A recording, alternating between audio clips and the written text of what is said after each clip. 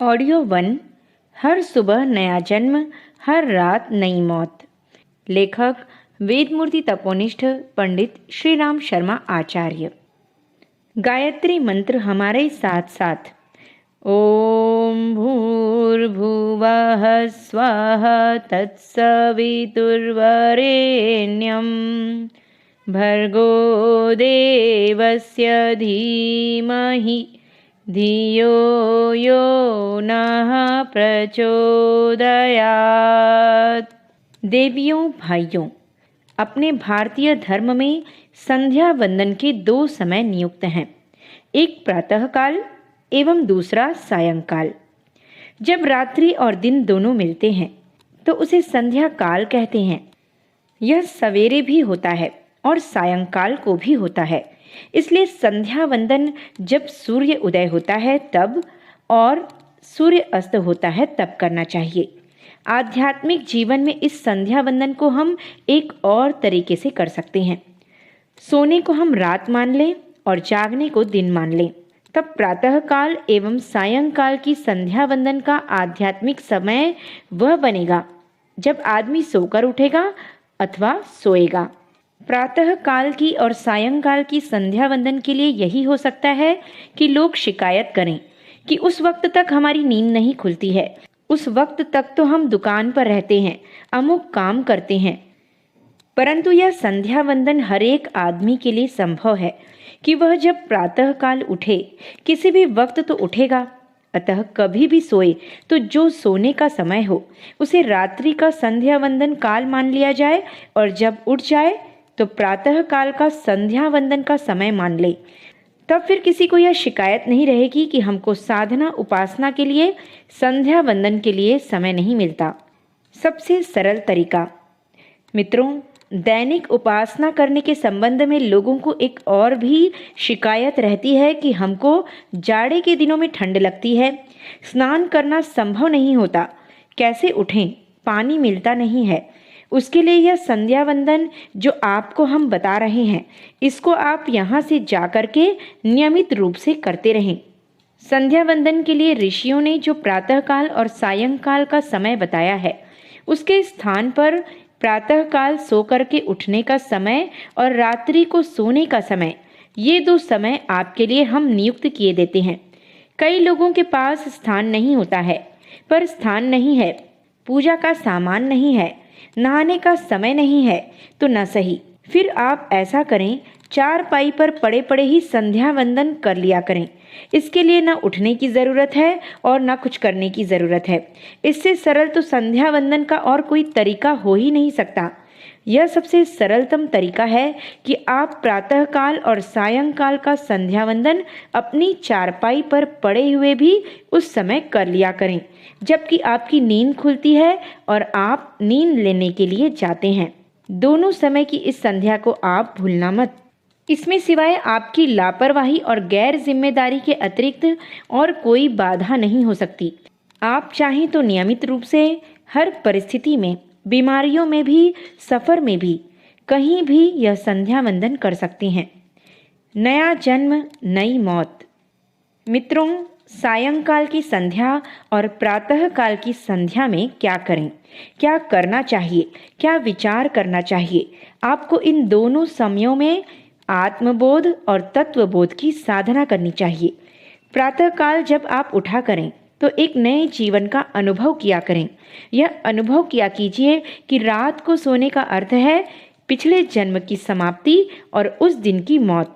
सवेरे उठने का अर्थ है नया जन्म। जब आँख खुली तब नया जन्म। आप यह अनुभव कर लिया करें तो मज़ा आ जाए। आप हर दिन सवेरे यह अनुभव किया कीजिए कि हमारा नया जन्म हो गया। अब नए जन्म में क्या करना चाहिए? आपकी सारी बुद्धिमानी इस बात पर टिकी हुई है कि आपने अपनी जीवन संपदा का किस तरीके से उपयोग किया। यह मानना सही नहीं है कि यह जन्म भजन करने के लिए मिला हुआ है। नहीं मित्रों, यह जीवन भजन करने के लिए नहीं मिला हुआ है, वरन इसलिए मिला हुआ है कि आप इस जीवन की संपदा को ठीक तरीके से इस्तेमाल करें। यह आपकी परीक्षा है। परीक्षा में जो पास हो जाते हैं, अगली कक्षा में उनके नाम चढ़ा दिए जाते हैं। फिर पास हो जाते हैं तो और आगे चढ़ा दिए जाते हैं। साथियों, यह जो पहली परीक्षा भगवान ने आपको मनुष्य का जीवन देकर ली है, उसमें आपका एक ही फर्ज हो जाता है कि आप इसका अच्छे से अच्छा उपयोग करके दिखाएं। बस भगवान ने यही अपेक्षा की है आपसे, यही उम्मीद है और यही वह चाहता है। वह न आपसे पूजा चाहता है, न उपहार चाहता है, न भजन चाहता है, न मनुहार चाहता है, न मिठाई चाहता है, न कपड़े चाहता है, न कथा चाहता है और न कीर्तन चाहता है। इन सब बातों से भगवान का कोई ताल्लुक नहीं है। यह तो अपने आप के परिशोधन की प्रक्रियाएं हैं। न जाने क्यों लोगों ने यह मान लिया है कि इससे भगवान प्रसन्न हो जाएंगे। आप लोग विश्वास रखें, इससे भगवान कभी प्रसन्न नहीं हो सकते। इससे आपको जीवन संशोधन करने में, कार्य निवारण करने में तो सहायता मिल सकती है, लेकिन जहाँ तक भगवान की प्रसन्नता का ताल्लुक है, वहाँ सिर्फ एक बात है कि आपको जो बहुमूल्य मनुष्य का जीवन दिया गया था, उस जीवन का आपने किस तरीके से और कहाँ उपयोग किया। बस यही एक प्रश्न है, दूसरा कोई प्रश्न नहीं है। जब आपको यह दिया गया है तो विश्वास रखें कि भगवान ने अपनी बहुमूल्य संपत्ति आपके हाथ कर दी। इससे बड़ी संपत्ति भगवान के खजाने में और कोई नहीं है। आदमी बनने का प्रयास करें। मित्रों, मनुष्य के जीवन से बढ़कर और क्या हो सकता है। आप दूसरे प्राणियों पर नजर डालिए ना। कोई नंगा फिर रहा है, किसी के खाने का ठिकाना नहीं है, कोई कहीं है तो कोई कहीं है, न बोल सकता है न लिख सकता है। किंतु आपको सारी सुविधाओं से भरा हुआ जीवन इसलिए दिया गया है कि आप उसका अच्छे से अच्छा उपयोग करके दिखाएं। क्या अच्छा उपयोग हो सकता है जीवन का? इसके दो ही अच्छे उपयोग हैं। एक, आप स्वयं को ऐसा बनाएं जिसको कि आदमी कहा जा सकता है। दूसरों के सामने आपका उदाहरण इस तरीके से पेश होना चाहिए कि जिसको देख करके दूसरे आदमियों को प्रकाश मिले, रोशनी मिले या पीछे चलने का मौका मिले और आपकी अंतरात्मा कषाय कल्मशों का परिशोधन करती हुई साफ और स्वच्छ बनती चली जाए। यह आपका स्वार्थ है। और परमार्थ यह है कि भगवान की इस विश्व वाटिका में, जिसमें कि आपको काम करने के लिए भेजा गया है, उसमें आप एक अच्छे माली के तरीके से काम करें।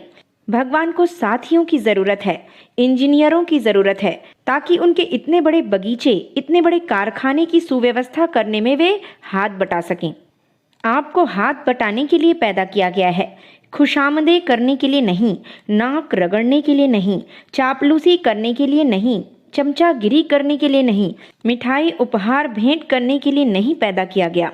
आपको सिर्फ इसलिए पैदा किया गया है कि बेहतरीन जिंदगी जिएं और भगवान के काम में हाथ बटाएं। इसके लिए मित्रों क्या करना चाहिए? आमतौर से आदमी काम की बातें भूल जाते हैं और बेकार की बातें, बेवकूफ़ी की बातें सब याद रखते हैं।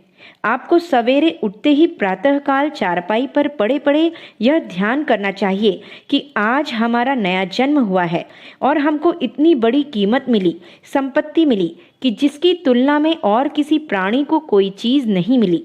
आप अपने आप को सौभाग्यवान महसूस कीजिए, भाग्यशाली अनुभव कीजिए।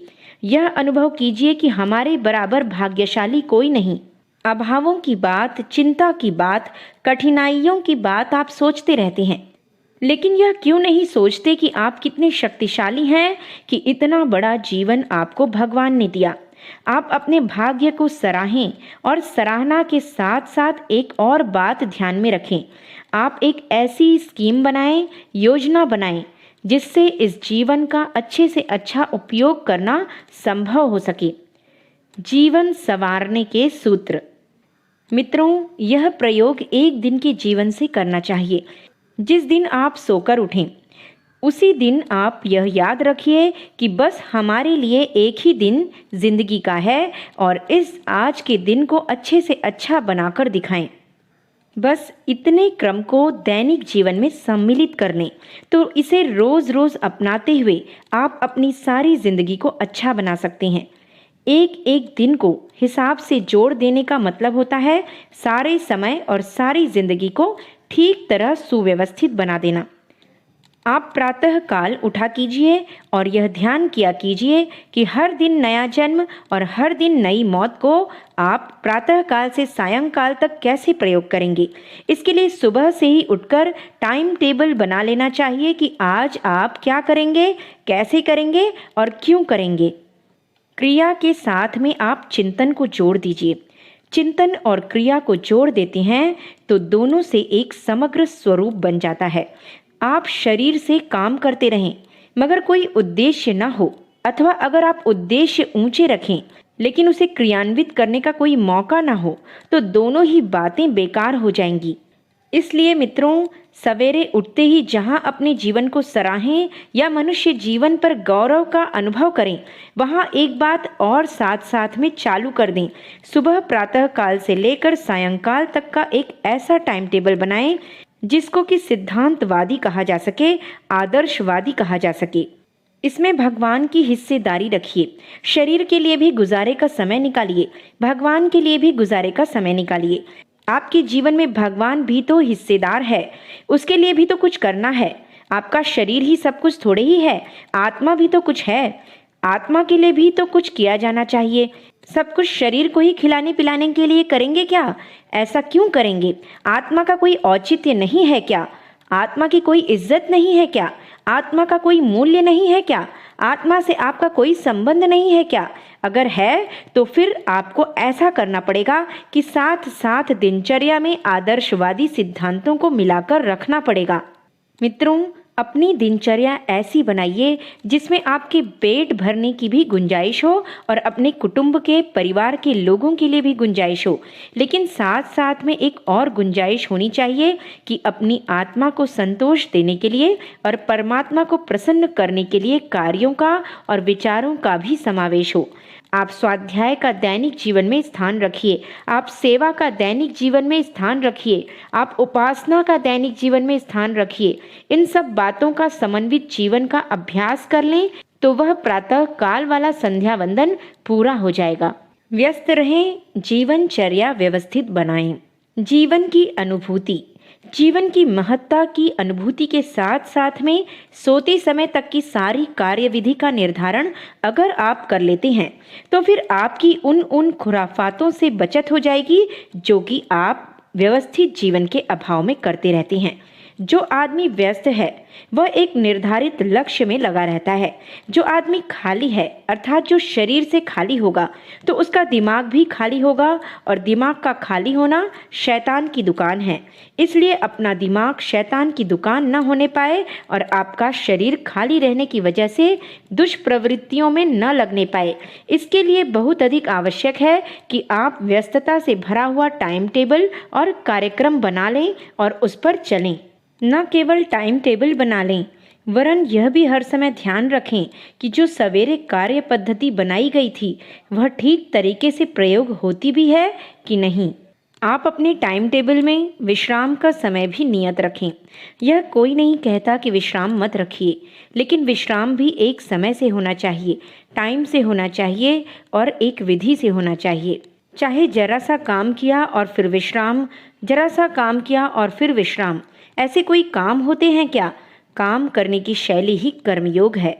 कर्मयोग को अगर आप ज्ञान योग में मिला दें, संध्या वंदन में मिला दें तो मज़ा आ जाए। सारी की सारी दिनचर्या को आप भगवान का कार्य मानकर चलें तो फिर समझिए आपकी प्रातः काल की संध्या पूर्ण हो गई। इसके बाद अब सायंकाल की संध्या वंदन का नंबर आ गया। आप सायंकाल की संध्या उस समय किया कीजिए जब आप सोया करें। जब भी सोएं 9 बजे, 11 बजे, 12 बजे, सोना तो आखिर है ही आपको। जब सोएंगे तो यह बात भी सही है कि आप नींद की गोद में अकेले ही जाएंगे। ठीक है, बच्चे बगल में सोते हो तो क्या और कोई सोता हो तो क्या, परंतु नींद तो आपको अकेले ही को आएगी ना, दो को तो एक साथ नहीं आ सकती। आप सुबह उठेंगे तो अकेले उठेंगे ना, दो तो एक साथ नहीं उठ सकते। यह आपका एकांत जीवन है। सायंकाल को सोते समय आप उस एकांत जीवन में ऐसे विचार किया कीजिए कि हमारे जीवन का अब समाप्ति का समय आ गया है, अंत आ गया। अंत को लोग भूल जाते हैं, आदि को भूल जाते हैं, बस मध्य में ही उलझे रहते हैं। आदि और अंत का ध्यान। मित्रों, आदि यह है मनुष्य योनि में जन्म का सौभाग्य और उसको ठीक तरीके से उपयोग करने का निर्धारण और अंत। अंत वह है जिसमें भगवान के दरवाजे पर जाना ही पड़ेगा, भगवान की कचहरी में पेश होना ही पड़ेगा। इससे कोई बचत नहीं हो सकती। आपको भी दूसरों की तरह मरना ही पड़ेगा और मरना भी चाहिए। यह नहीं हो सकता कि आपके मरने का कोई दिन न आए। ज़रूर आएगा, निश्चित आएगा। जब आपके मरने का दिन आएगा तो फिर क्या होगा? तब आपको यहाँ से जाने के बाद में सीधे भगवान के दरबार में जाना पड़ेगा और सिर्फ एक बात का जवाब देना पड़ेगा कि आपने इस ज़िंदगी का कैसे इस्तेमाल किया। अगर आपने ठीक तरीके से इस्तेमाल नहीं किया है तो भगवान आपसे बेहद नाराज़ होंगे। भले ही आपने अनुष्ठान किया हो, तीर्थ यात्रा की हो, उपवास किए हों, तिलक लगाए हों, जो भी किया हो, इससे भगवान का कोई समाधान होने वाला नहीं है। इसलिए रात्रि को सोते समय यह ख्याल किया कीजिए कि अब हमारे जीवन का अंत है और अंत को अगर आप ध्यान कर लें तब फिर आप चौंक पड़ेंगे। जिंदगी भर आदमी न जन्म को याद करता है न मौत को याद करता है। अगर मौत को याद करे तो मज़ा आ जाए। सिकंदर जब मरने को हुआ तो उसने सब लोगों को बुलाया और कहा कि हमारा सब माल खजाना हमको दीजिए, हम साथ लेकर के जाएंगे, क्योंकि बड़ी मेहनत से भी कमाया है और बड़ी बेईमानी से भी कमाया है। उसने जो कमाया था लोगों ने वह सब उसके सामने रख दिया। सिकंदर कहने लगा कि इसे हमारे साथ भेजने का इंतजाम करो। लोगों ने कहा, यह कैसे हो सकता है? यह सब चीज़ें तो यहीं की थीं और यहीं पड़ी रह जाएंगी। आप तो बेकार ही कहते हैं कि यह हमारे साथ जाएगा। आपके साथ तो आपका पुण्य और पाप जाएगा और कुछ नहीं जा सकता। काश हमें हर पल मौत याद रहे। सिकंदर फूट फूट कर रोने लगा। उसने कहा कि अगर मुझे यह मालूम होता कि मेरे साथ में केवल पुण्य पाप ही जाने वाला है तो मैं इस छोटी सी जिंदगी को गुनाहों से भरी हुई न बनाता। फिर मैं भगवान बुद्ध के तरीके से जिया होता, सुकरात के तरीके से जिया होता, ईसा के तरीके से जिया होता।